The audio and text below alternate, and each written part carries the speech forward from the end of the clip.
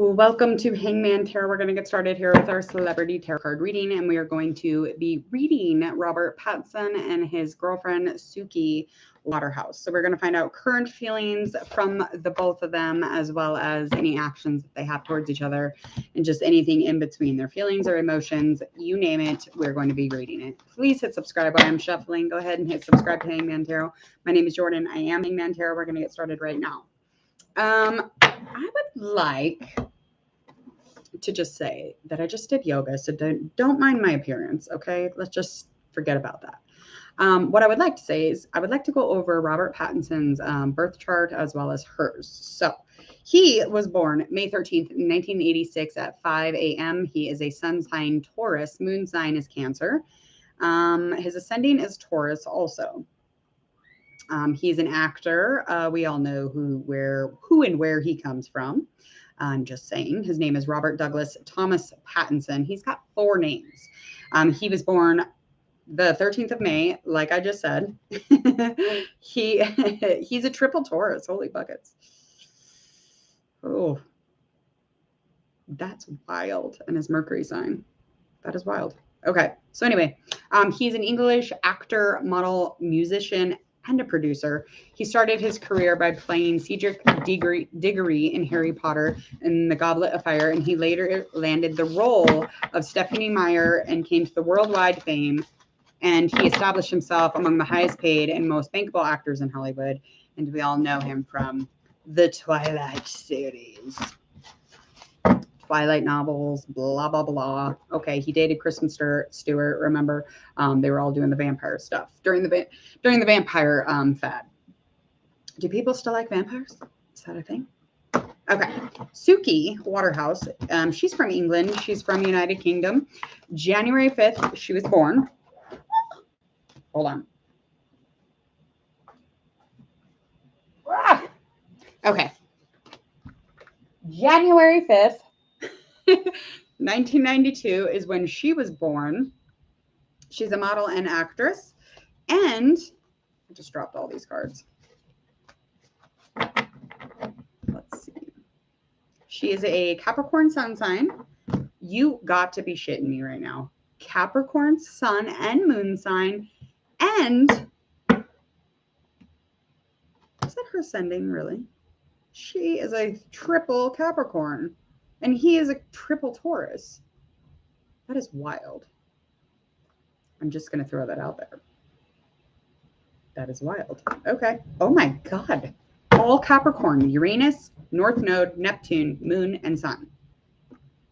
That is wild.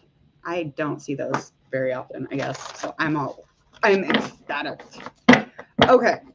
So let's get into their tarot card reading. So we're just going to find out their thoughts about each other, the situation, the relationship, and their emotional connection, their feelings towards one another as well. And of course, we will find out any kind of actions or movement that they have towards each other, and anything that they're, what is it that they want versus, what they are kind of vibing or what's actually going on. So let's just get into the reading. I'm excited, and I can't even think right now. I'm just excited. I was excited about the readings. Okay. 8 of Wands. That is in a reverse.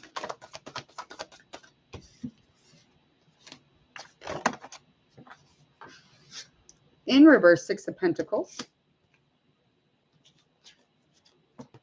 That's his. Okay. Onward.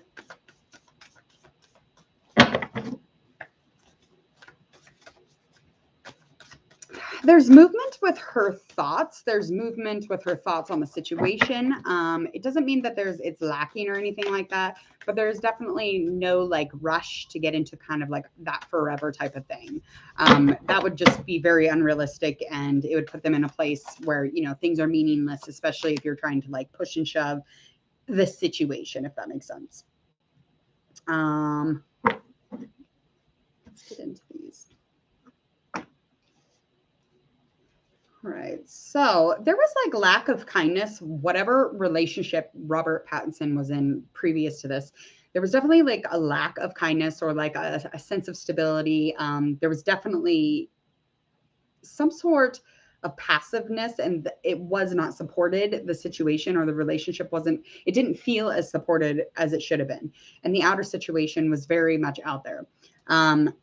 So, but his thoughts are definitely far from that. So, but that was something that needed to be indicated here. But the thoughts are far from that last situation, that last sense of stability that was not there, or that last relationship that had, lacked any kind of niceness or kindness. It wasn't as much heartfelt into it as he was, obviously. But his thoughts are far from there.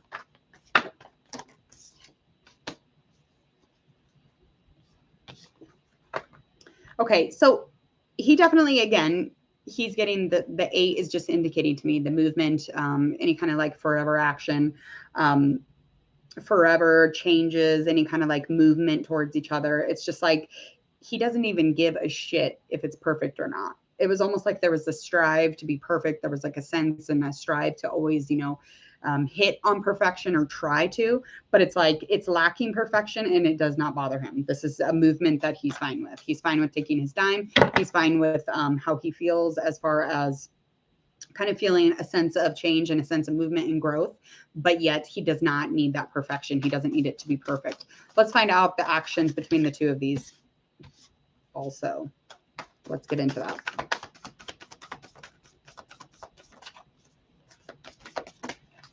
Oh.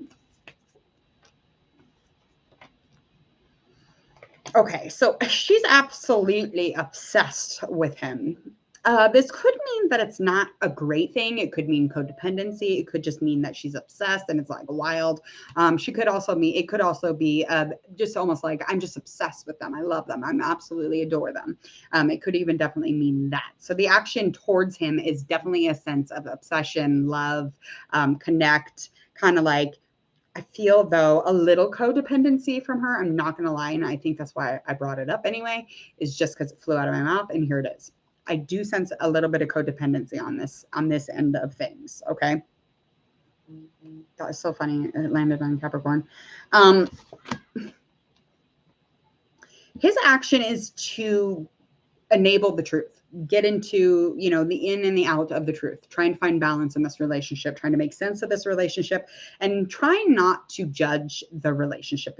Because again, he has sometimes in the past made things very uncomfortable because of the sense of perfection he strives for. He strives for some sort of perfection, some sort of making sure that, everything's in line, everything's according, everything's, perfectly makes sense. And he doesn't want that. He just wants, to maintain the truth and the balance and, try to allow, the shadow and the light to just both be available and not so much just the light. He's aware that they both help play on each other. All right, let's find out what it is she wants.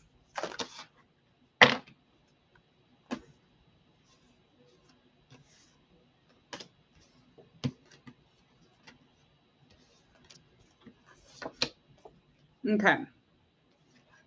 So in time, there is a want to get into a place, something that prepares them for marriage or, head that way.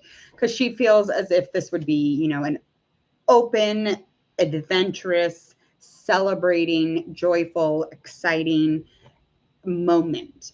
It would be very passionate, but this is going to take time, and that makes the most sense. And that is something that she's aware of. Okay. She's definitely aware that it takes time to progress, but she is willing to move forward towards that. And there is no rush. There's no rush. Okay.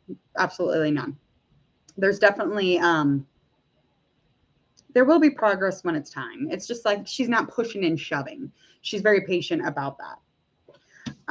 Let's see over here. How and what do you want, Mr. Pattinson? All right. So in time, he definitely wants, a new beginning with this person. He definitely wants to get into a new beginning with Suki. He wants to have a baby, have a family, get into a place where it's just all about the connection and the love and the community and the strength and whatever, inspires the two of them to be in a relationship. Okay. And the inspiration there, the ambition is there, the drive to be in this relationship is there, but the baby stuff, the emotion, all of these things, this new cycle and this connection is going to take its time. It is not right there yet, but that is where they're headed. That is something that of satisfaction for the both of them that would make sense to them. It would make them feel accomplished in this relationship. And I'm excited. There's a lot of movement in towards each other. We're going to find out a future outcome for the both of them.